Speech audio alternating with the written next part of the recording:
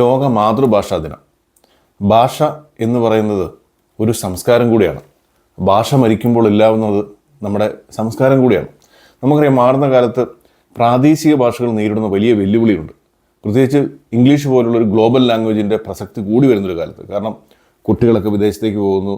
കൂടുതൽ ജോലി സംബന്ധമായ കാര്യങ്ങൾക്ക് പ്രാദേശിക ഭാഷകളായ മലയാളമോ അല്ലെങ്കിൽ ഈ പറഞ്ഞ കൊങ്ങിണിയോ മറാഠിയോ ഉറുദുവോ അത്തരം ഭാഷകളുടെ ഒന്നും ആവശ്യമില്ലാതെ വരുന്നു എന്നൊക്കെയുള്ളൊരു തോന്നൽ ഈ ഭാഷയെ അവഗണിക്കാൻ വലിയ കാരണമായി മാറുന്നുണ്ട്. പക്ഷേ നമുക്കറിയാം, നമ്മളൊക്കെ നമ്മുടെ ആശയങ്ങൾ പങ്കുവെക്കാനും നമുക്ക് സംസാരിക്കാനും നമുക്ക് ഏറ്റവും കൂടുതൽ നമ്മുടെ കാര്യങ്ങളൊക്കെ മറ്റുള്ളവരോട് വളരെ തുറന്ന രീതിയിൽ പറയാനും പങ്കുവെക്കാനും പറ്റുന്നത് എപ്പോഴും മാതൃഭാഷയിലായിരിക്കും എന്ന കാര്യത്തിൽ യാതൊരു സംശയവുമില്ല. മറ്റു ഭാഷകളൊക്കെ നമ്മൾ നമ്മുടെ ജോലി സംബന്ധമായും മറ്റു കാര്യങ്ങൾക്കൊക്കെ പഠിക്കുമെങ്കിലും നമ്മുടെ അമ്മിഞ്ഞ പാലിനൊപ്പം നുണഞ്ഞു തുടങ്ങുന്ന മാതൃഭാഷയെ മറന്നുകൊണ്ടുള്ള കാര്യങ്ങൾ ഒരിക്കലും അത്ര നല്ലതല്ല എന്നാണ് പറയാനുള്ളത്. പലപ്പോഴും പലരും ചോദിക്കുന്നത്, എന്തിനാണ് മലയാളം പഠിക്കുന്നത്, മലയാളം പഠിച്ചിട്ട് എന്ത് കിട്ടാനാണ് എന്നുള്ള ചോദ്യങ്ങൾ പോലും ഇന്ന് ലോകത്തിൻ്റെ പല കോണുകളിൽ നിന്ന് ഉയരുന്നുണ്ട്. പുതിയ ജനറേഷനെ സംബന്ധിച്ച് സ്വാഭാവികമായിട്ടുള്ളൊരു സംശയമായിരിക്കും.